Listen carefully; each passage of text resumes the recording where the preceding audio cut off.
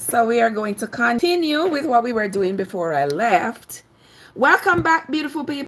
You are oh Lord, why are you doing that to me?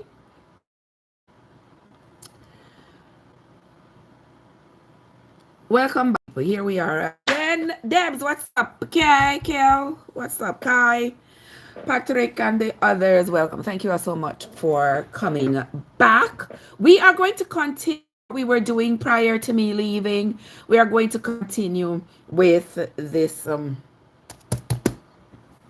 with the reading. All right. Ooh. Oh my goodness. I wish I had enough time. I don't know how we're gonna do this. But anyway, we are going to continue with the reading. We just finished reading First Kings chapter 3 this morning. But for those of you who are just coming, Faye, what's up? For those of you who are just coming, we are Jackie, what's up? Yeah, we are going back. We're going to go back over the Bible. Those of you who have been with me for a while now, we went over the Bible from the beginning to the end. And for those of you who have never read the Bible from the beginning up to the end, you just go grab a piece here, grab a piece there. I'm sorry if you know. Yeah, because any Bible thumping individual out there, yeah, right down energy God, yeah, anybody who claim to be a Bible thumping Christian who wanna convert and condemn people, Ryan, tell them you don't need to take a read. You don't need to take a read of it. Sheila, what's up? Sheila, take a read of it and not just grab it, a piece here and a piece there, but read it from the beginning to the end. Read all of it so you can get an idea about the stories and what was being said, what was going on, who said what, to whom they said it, and what circumstances existed at the time when the utterance was made. Rather than walking around and trying to condemn people and telling people, oh, they're no good, they're gonna go to hell and all this foolishness that y'all keep on telling people. But anywho, I'm not here to convince, condemn, or convert anybody. All I do is read what is on the pages. All right? And we can talk about it. We can have good, honest, clean conversations about it. But I know, and you all know, that usually doesn't happen when religion is the topic, particularly Christianity, because people get really riled up and they are quick to say they're gonna pray that God kill you, that the God do this to you, do that to you, and show you a sign. All of this fear mongering that you are do whenever somebody tries to understand what it is that the Bible is expecting of you and me. All right. So we're going to continue. If you're just coming, welcome. If you have been here, thank you for being here. Earlier, we read 1 Kings chapter 3, where Solomon is now king of Israel, and these two women, these two harlots, live together. Both of them are pregnant together. They have baby 3 days apart. Then one mother wakes up in the morning, found out that her baby is dead because she apparently accidentally laid on the baby throughout the night. She found that the baby is dead. She takes her dead baby and she sits in the bed with the other one, and she takes that other woman's living baby. That woman wakes up and she tries to suckle her baby, and she realizes that the baby is dead. When it becomes daylight, she looks at the baby, she gets a closer look at the baby, and she said, oh, wait a minute now, this baby ain't mine. And she looks at the baby that the other woman is suckling, and she says, oh, that is my baby. And the woman says, no, this is not your baby. Your baby is the dead baby. And they go back and forth, back and forth, back and forth. And then they decide they're going to go to the king. Now, the new king is now Solomon. They're going to go to the king and make the king split justice between them. All right? When they go to Solomon with the same story. This one said the baby is hers. The other one said the baby is not. Yeah. They went back and forth. And Solomon says to his henchman, he says, just bring me a sword for Christ's sake. And they bring him the sword. And he says, And he says, well, I'll just split this baby in two and give one half and the other one half, and that will be the end of the story. And the lady who believed fervently that that baby was hers, that living baby was hers, she says to Solomon, give the baby to her. Wants to give the baby to her, because that will ensure that my baby lives. And the woman would exchange the babies. You know what she says to Solomon? Yeah, cut the baby in two. So then I won't have a baby and she won't have a baby. That was basically chapter 3. But now we're going to move on to chapter 4. We don't have a lot of time, but we make use of the little time that we have. So we're going to move on to chapter 4 of the First Kings. Chapter 4 of the First Kings says, so King Solomon was king over all of Israel, and these were the princes which he had. Zadok. Zadok was the priest who was the priest during the time of David. All right. So he had Azariah, who was Zadok's son. Then he had Elioreth and Ahiah. I don't know if I saw them pronouncing them, but forgive me if I don't pronounce them right. So Elioreth and Aliah, the sons of Shisha, they were scribes. He had Jehoshaphat, the son of Hailud, the recorder, and Benaiah, the son of Jehoiada, was over the host. And Zadok and Abiathar were the priests. Abiathar were the priests. Hold on a minute now. Hold on a minute. For those of you who were with me when we started reading, Abiathar, the priest named Abiathar, didn't Abiathar go with Adonijah? And when Solomon became king, didn't he chase out Abiathar, send him away, and gave his position to Zadok? Wait a minute, because I gotta write these things down. Let me get my little piece of paper here, because I gotta go back and check this. Yeah, I can't check it right now as I am reading, but I can't check it right now as I am reading, but I'm going to write it down, because it says Solomon chose Abiathar and Zadok as the priest. And I remember that Abiathar was one of the priests that had gone with Adonijah when Adonijah went to proclaim himself king. So let me just write this down to make sure that the Bible is staying honest with the information.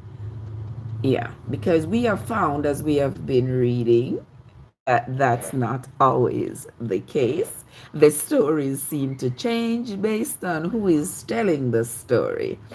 And that's one thing that makes me always question, like when people say, oh, it was inspired by God, and God is not a God of confusion. You won't say that if you have read the Bible from the beginning to the end. But let us continue. Adonijah, then in chapter 4, it says Solomon chose Abiathar, the priest. Okay, question sign. Solomon born on a Monday, christened on a Tuesday,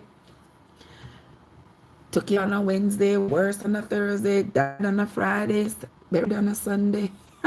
Natty, what's up? All right, so it says here in verse 3. In verse 3, it says, verse 4, I mean. Not 4, verse 5, forgive me. So in verse 5, it said, and Abiathar No, in verse 5 it said, and Azariah the son of Nathan was over the officers. And Zabud the son of Nathan was principal officer and the king's friend. And Ahishar was over the household. And Adoniram the son of Abda was over the tribute. And Solomon had 12 officers over all of Israel, which provided victuals for the king and his household. Each man his month in a year made provision.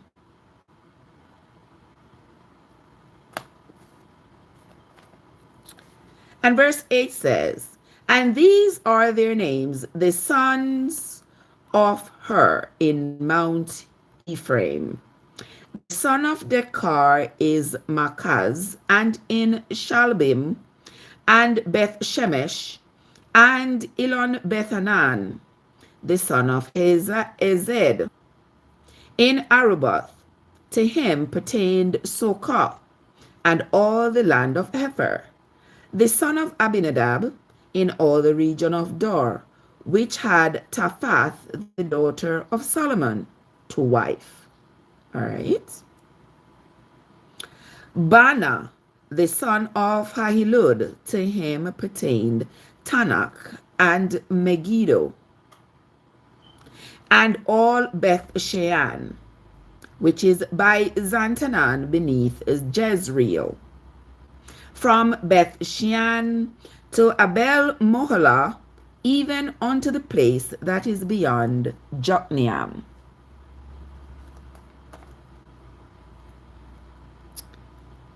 The son of Geber, I'm going to call it Geber, okay. The son of Geber in Ramoth Gilead, to him pertain the towns of Jair, the son of Manasseh, which are in Gilead. To him also pertain the region of Argob, which is in Bashan. Three score is 60. That's 60 great cities with walls and brassen bars. Ahinadab, the son of Edu, had Mahanaim. Ahimaaz was in Naphtali. He also took Basmath, the daughter of Solomon, to wife. Banan, the son of Hushai, was in Asher and in Aloth. Jehoshaphat, the son of Peruah, in Issachar. Shemai, the son of Elah, in Benjamin. Now this is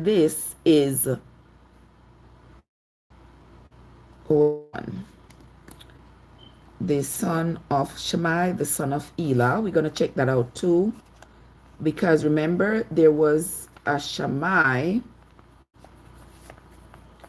There was a Shammai, one who had called, the one who had stoned David and called him a dog. Yeah, remember it said that Solomon had David, had Shammai. Okay, so we're going to see if it is the same Shammai or it was a different Shammai. All right, so those two things I got to look up so I can come back and make a video and tell you all whether or not those there was consistency in that part of the story. It said Shammai, the son of Elah, in Benjamin. Yeah, because we know Shammai was indeed a Benjaminite. But I'm gonna look that over once I'm finished here. Geber, the son of Uri, was in the country of Gilead, in the country of Sion, king of the Amorites, and of Og, king of Bashan, and he was the only officer which was in the land. Judah and Israel were many, as the sand which is by the sea in multitude, eating and drinking and making merry. And Solomon reigned over all the kingdoms, from the river unto the land of the Philistines, and unto the border of Egypt.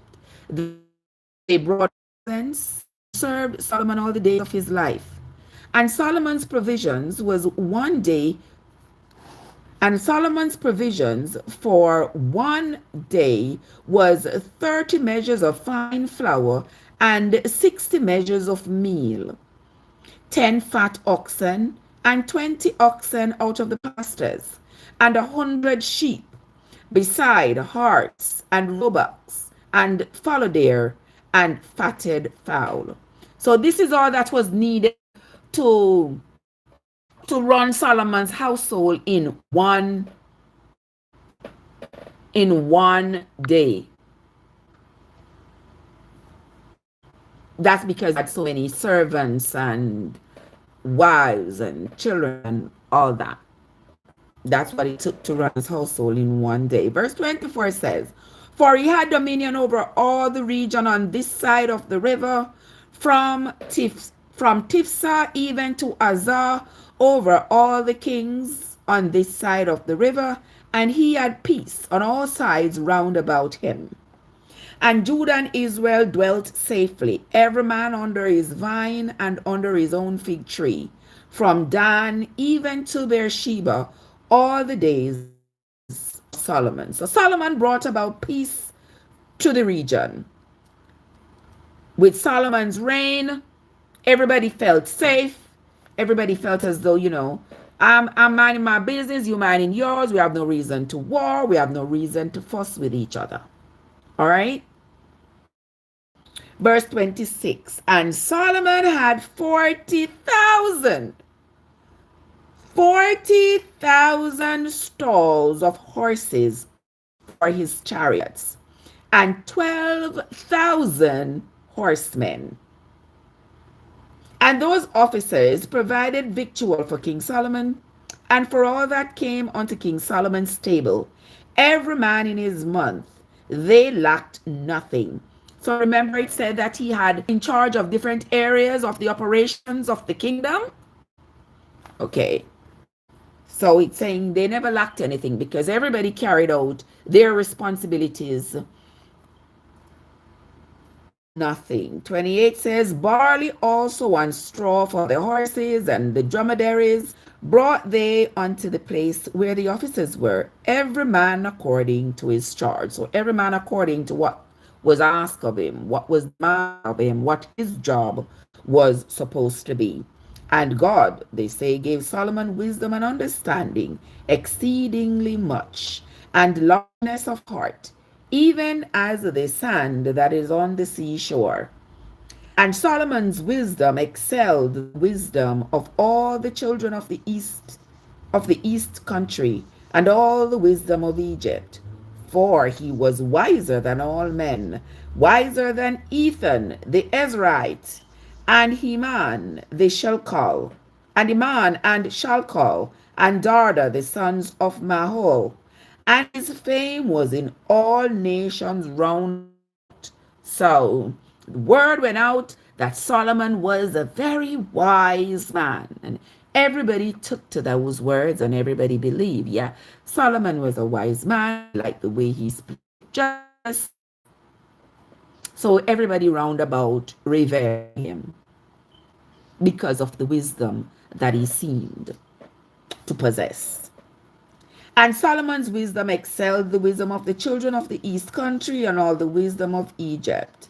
For he was wiser than all men, than Ethan the Ezrahite, and Heman, and Shalcol, and Darda the sons of Mahol, and his fame was in all nations round about. And he spake 3,000 proverbs." Solomon spoke 3,000 proverbs, and his songs were 1,005. So he wrote 1,005 songs and 3,000 proverbs. "And he spake of trees, from the cedar tree that is in Lebanon, even unto the hyssop that springs out of the wall. He spake also of beasts and of fowl, and of creeping things, and of fishes. And there came of all people to hear the wisdom of Solomon from all kings of the earth, which had heard of his wisdom." So apparently everybody who heard about Solomon and Solomon's wisdom would come to see him, would come to request his services, to bring a case to him, for him to tell them what's up, for him to tell them what he thought was going on, and he used proverbs and songs so that people would get the message. Okay, let's move right along. Robert, what's up? Good morning. Let's move right along. So that's essentially right. Just the people praising Solomon's wisdom, and Solomon sorting up his cabinet, for who is going to be in charge of what. Because that's what happens when a new president takes over. When the new president, fabulous, what's up? When the new president takes over, they set up their cabinet and they give everybody their responsibility. So this is what Solomon was doing, setting up his cabinet, giving everybody their responsibility, what they are responsible to do to ensure that the country is run properly. All right. We got enough time to do chapter 5. Fabulous, what's going on? Bless up yourself. So good, what's up? Good morning. Let's go on to chapter 5. Chapter 5. And Iram sing of... Hold on there. Is that sing or king? Me write up and down in this Bible, so me write up and down in this Bible left. Tina, Trina, what's up? Me write up and down in this Bible so much. Dragon, not up. Why? You never did that as a child? When your eraser ran down, you didn't bite it like this to get it up and then use it? Not the same. All right. Let us continue. Dragon, what's up? All right, let us continue, my friends. And Iram, king of Tyre, sent his servants unto Solomon, for he had heard that they had anointed him king in the room of his father. For Iram was ever a lover of David. And I know people have said, when they said a lover of David, people misconstrue it and people say, I don't think so.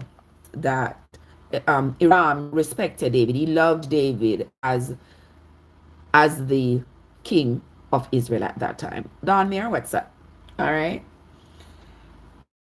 And Solomon sent to Hiram, saying, Thou knowest how that David my father could not build a house unto the name of the Lord his God for the wars which were about him on each side,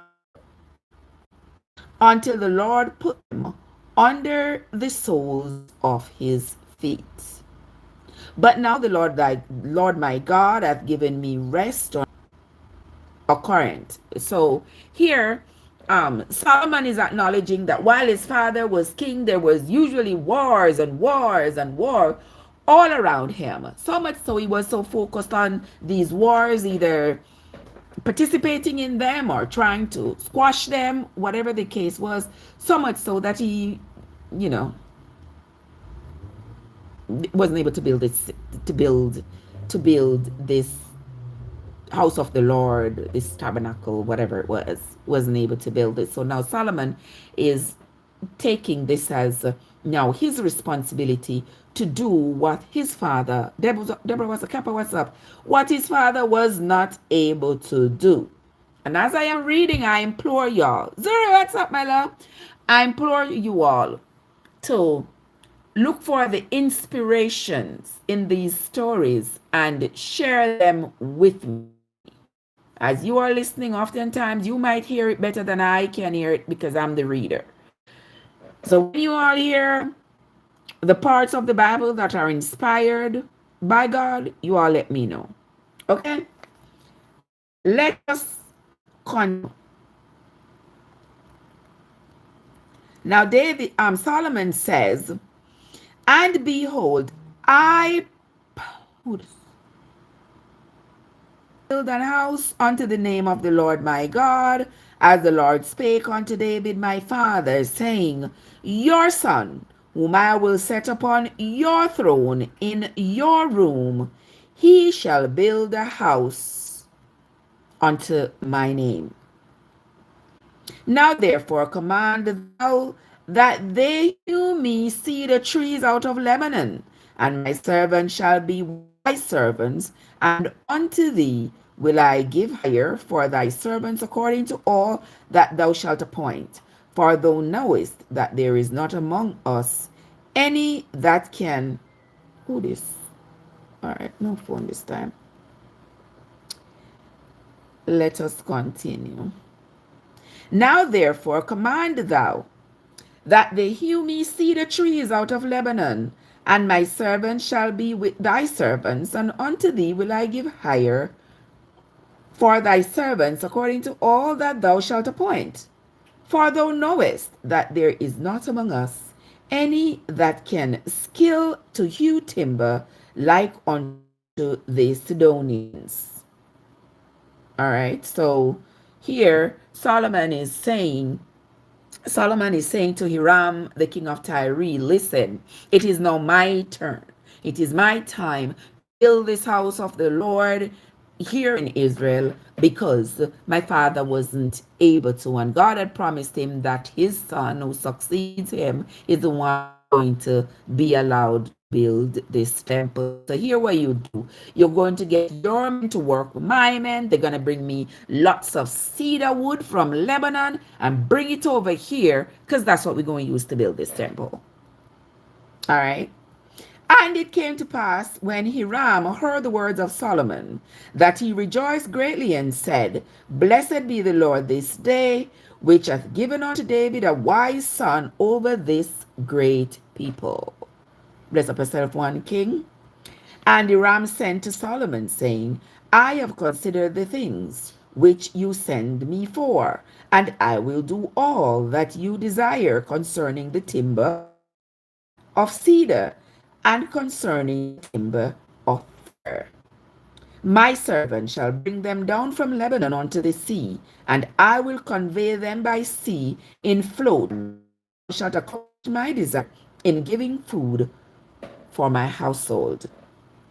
All right, so Solomon is gonna get is gonna get all the cedar wood, and he's going to get them to Solomon, one way or the other. Here he says he's going to float them. He's going to float them over there, and then distribute them to Solomon as he desires. But then he says, and that will provide food for my people. So wits, what's up? Happy Thursday, love bug. How you doing? Good to see you, my love. Good to see you, sugar. I'm here getting this part of the morning out of the way before I move right along. Next, verse 10 says, So Hiram gave Solomon cedar trees and fir trees according to all his desire. And Solomon gave Hiram 20,000 measures of wheat for food for his household, and 20 measures of pure oil years. Solomon and Hiram went into a contract. Solomon will provide Hiram with food, and Hiram will provide Solomon with cedar trees and fir trees, fir wood and cedar wood to build whatever. So they were trading one king to the other. Okay? And the Lord gave Solomon wisdom as he promised him. And there was peace between Hiram and Solomon, and they two made a league together.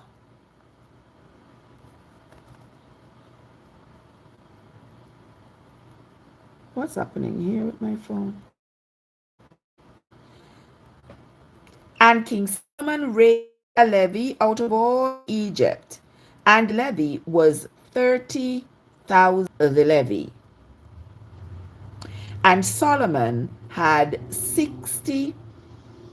Wait, let me tell you how many. And Solomon had 70,10,000 that bear burdens. That's 10,060 men that bear burdens, and 80,000, and 80 is 80. Right? So that's 80 1,000 men who were chopping down trees. And verse 16, beside the chief of Solomon's officers, which were over the work, 3,300, which ruled over the people that wrought in the work. And the king commanded, and they brought great stones, costly stones, and huge stones to lay the foundation of the house. And Solomon's builders and Hiram's builders did hew them, and the stone wearers, so they prepared timbers and stones to build the house. Thank you so much, my love. Thank you so much, my love. All right, that is chapter 5. And I implore you to tell me where in this story, this part of the story we have read, do you hear of an inspiration? All right, I guess so. So let's recap this part of chapter 5. Let's recap chapter 5. So remember in chapter 4, Solomon said, Fluffy Diva, what's up?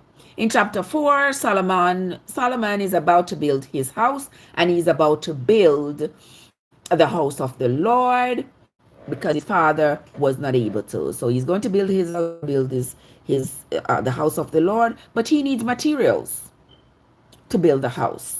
Israel don't have the prime materials that he needs, or even if it does, he wants to preserve those.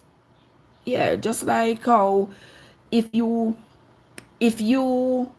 for example, in America has forests, lots of forests and trees that they can use to make furniture and build houses, etc. But Canada has way, way, way more from Canada. Canada is willing to cut down and to sell it to US, so the US buys it from Canada and leave theirs. Lots of fir wood and lots of cedar wood to do this work. And then they were providing stones as well to build these houses. It was a trade. Solomon had a lot of wheat, a lot of food. He trades food for wood with Iran. All right. So that's what's happening in chapter 5. They are trading, and Solomon is about to embark on this mammoth journey of building his house plus this house of the Lord in Israel. All right, that's basically all it was saying. Yeah, and they're trading. Simple. But we're not gonna. Oh my God, I got until 8:30.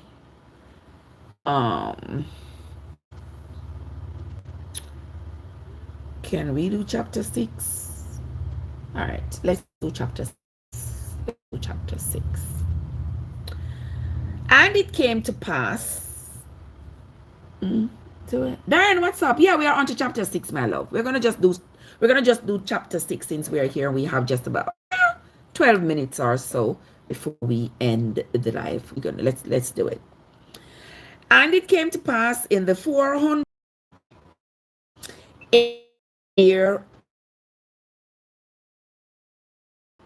in the 4th year of Solomon's reign, that was 480 years since the children of Israel had come out of Egypt.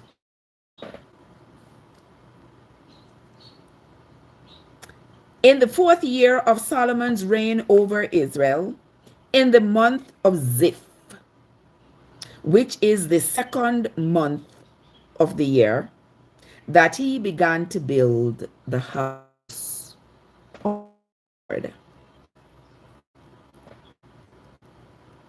And the house which King Solomon built for the Lord, the length thereof was 60 cubits, the breadth was 20 cubits, and the height was 30 cubits.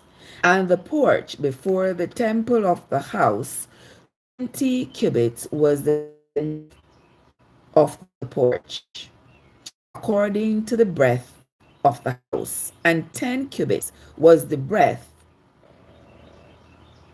of it before the house. Wedson, what's up? Good morning. Let us continue.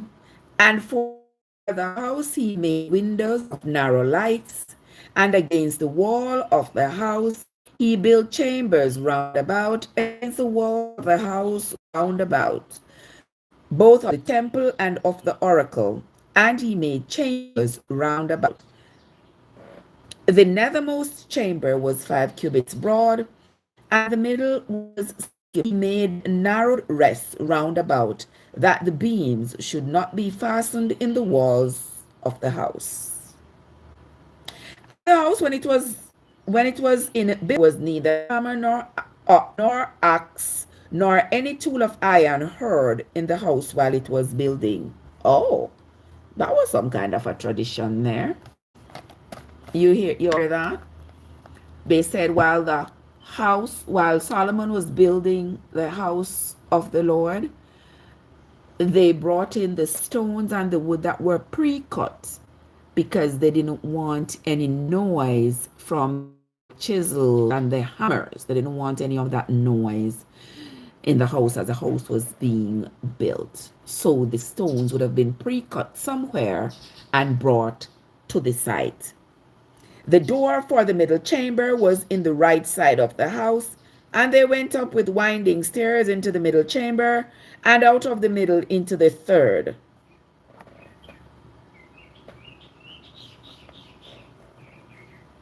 So he built the house and finished it, and covered the house with beams and boards of cedar. And then he built chambers against all the house, 5 cubits high, and they rested on the house with timber of cedar. And, to justify everything, he always says, and the word of the Lord. So now he says, and the word of the Lord came to Solomon and said, concerning this house, concerning this house which thou art in building, if thou wilt walk in my statutes, and execute my judgment, and keep all my commandments to walk in them, then will I perform my word with thee, which I spake unto David your father. I'm always baffled at if you it's as though God is always saying, I can't be genuinely good to you unless you show like you are genuinely. That's what I get, because it's always that God is saying, if you list of everybody, why does he have to wait for us to be good to him, for him to be good to us? What's up? How you doing? Let me drink my little Cersei tea.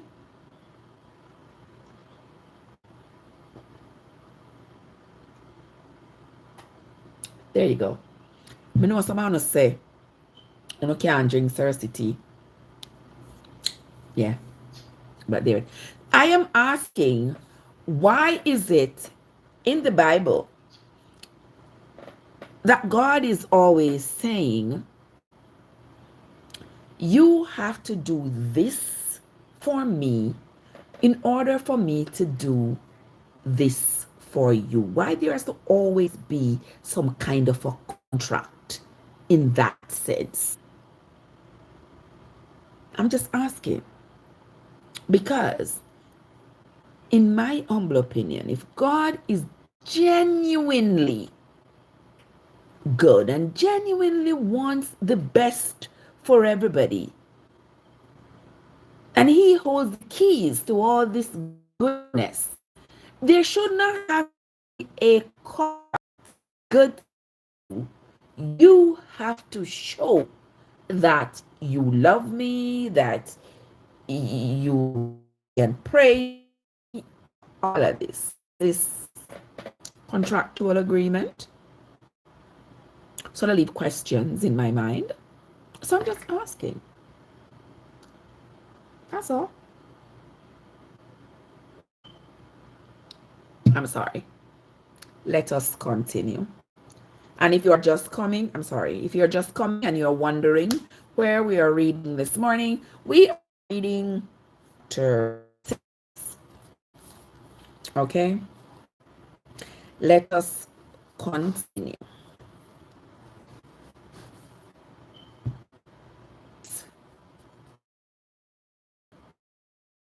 13. And I will dwell among the children of Israel. Now, this is supposedly God speaking. And I will dwell among the children of Israel and will not forsake my people Israel.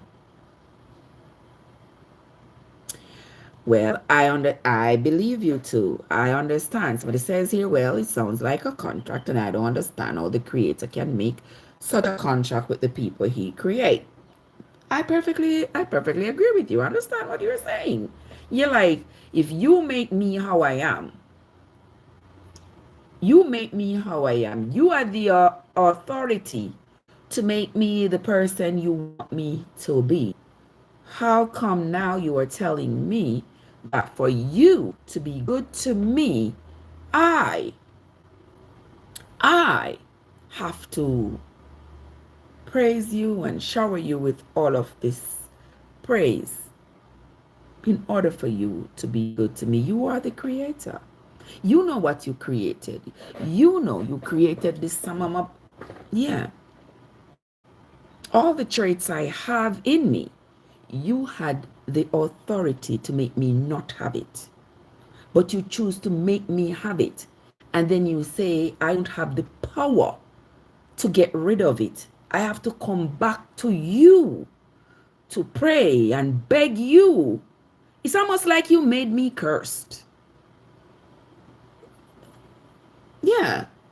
And then I must come back and beg you and pray to you and tell you how wonderful you are, how great and how beautiful you are, in order for me to even have a chance for you to remove this wretchedness out of me.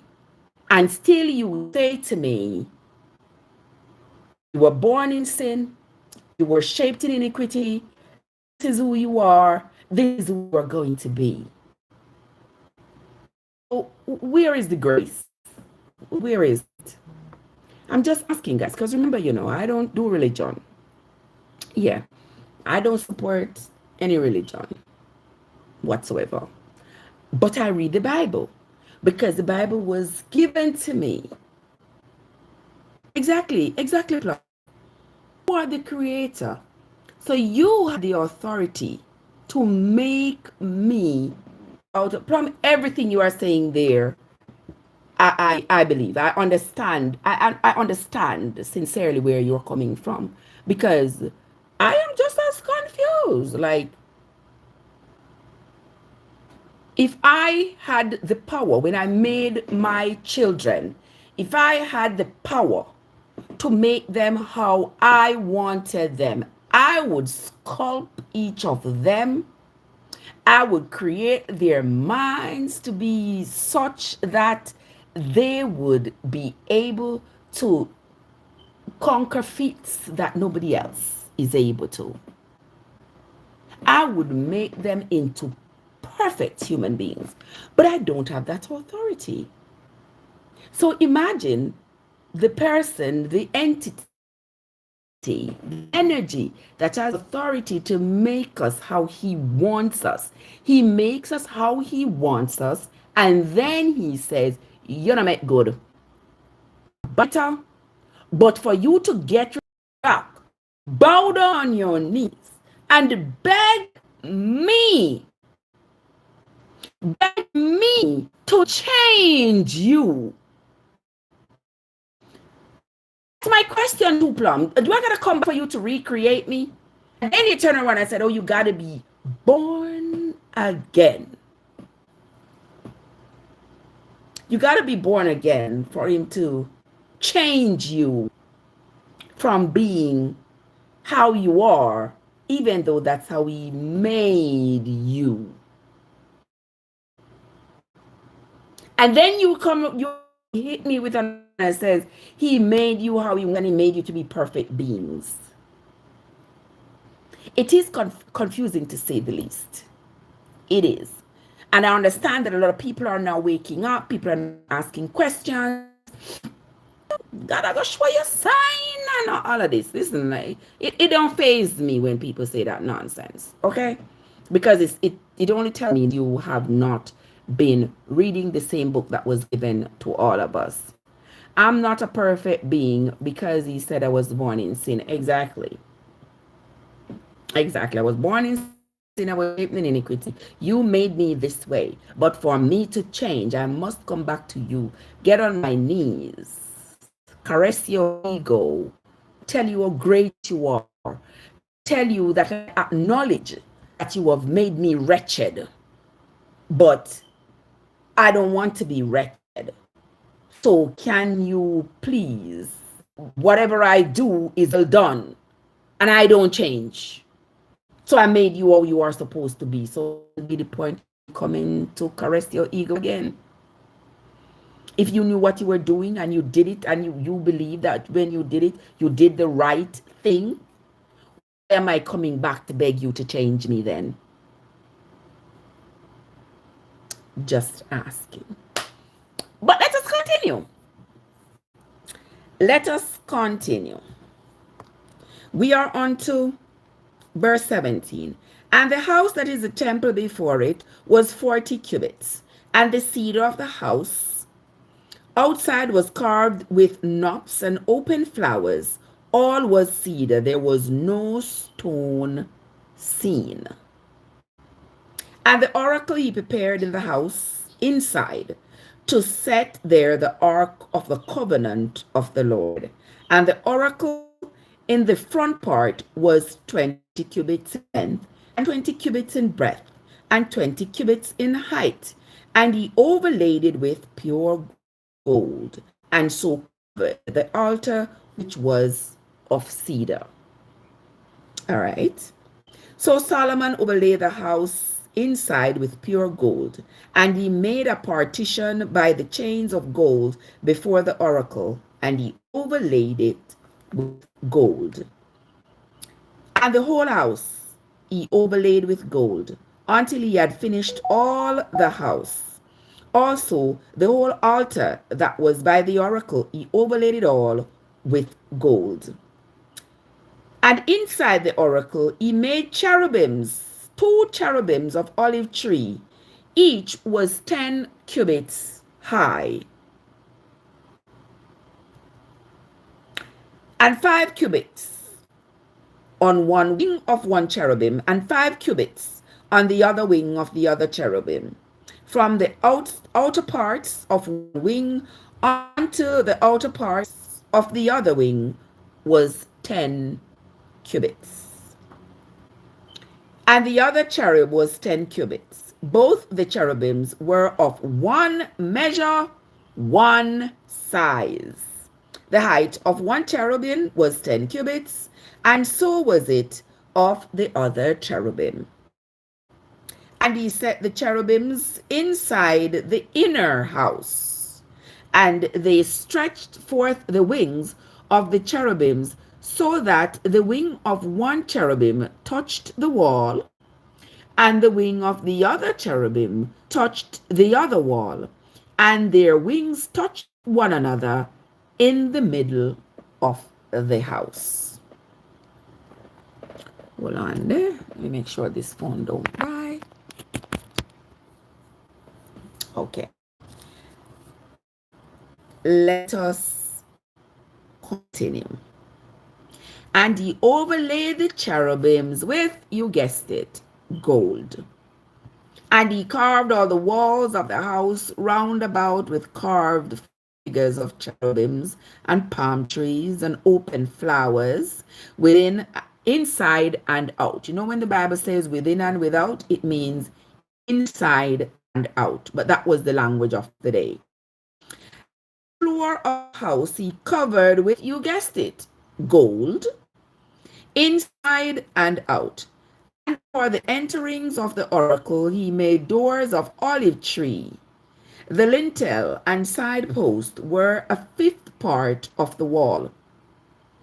The 2 doors also were of a tree, and he carved them He carved upon them carvings of cherubims and palm trees and open flowers, and overlay them with, you guessed it, gold. And spread, you guessed it, gold upon the cherubims and upon the palm trees. So also made he for the door of the temple post, for the temple post of olive tree, a fourth part of the wall. And the two doors were of fir tree. The two leaves of the one door were folding, and the two leaves of the other door open flowers, and covered them with gold fitted upon the carved work. And he built the inner court with 3 rows of hewed stone and a row of cedar beams. In the 4th year was the foundation of the house of the Lord laid in the Mount Ziph. So this house of the Lord that Solomon was building was built on Mount Ziph. All right. Let's continue. And in the 11th year, in the month of Bull, which is the 8th month. So we have gone over 2 months in this reading. We had the 2nd month, and now we have the 8th month,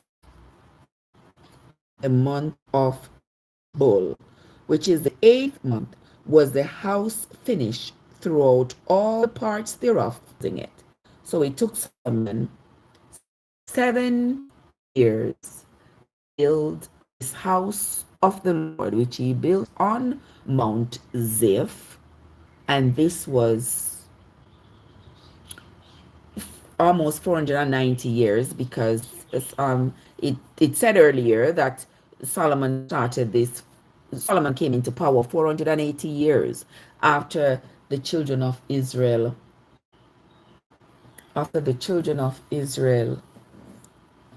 left Egypt. 480 years. We're going to come back to that 480 years. Not today. Vera, what's up? Not today, but we're going to come back to that 480 years. 480 years after the children of Israel left Egypt, Solomon came to reign. All right. He took 7 years to build this house of the Lord on this mountain, Mount Ziph. We're going to revisit that. Okay. So that's where we're going to end for this morning. That's where we're going to end for this morning on Solomon in chapter 6. There wasn't much to say of chapter 6, except they were telling us for the Lord, because his father David hadn't been able to build this tabernacle. And it's telling us the measurements of the tabernacle. The tabernacle was 3 floors, and where he was going to get the material. He's getting material from Tyre. The king of Tyre was Hiram, and Hiram is going to help him to secure the timber wood, which was going to be cedar wood and fir wood. And also he's going to provide him with stones to provide Hiram with food for his people, because Israel had a surplus of food. So it was going to be a fair exchange of trading the measurements of the tabernacle. And how Solomon insisted on covering everything with gold. Yeah, covering everything with gold, because after all, that is what his he believes his God wanted the house of the Lord to look rich, with gold covering everything. All right. So that was all was in chapter 6. There wasn't anything of much of any inspirational value there, except a man building a house that he says is the house of the Lord. But we will continue. We will continue, because those of you who tell me that the Bible is written by men inspired by God, and that everything in the Bible is to be believed, I don't know. I don't want to tell you you're lying, but you know you are.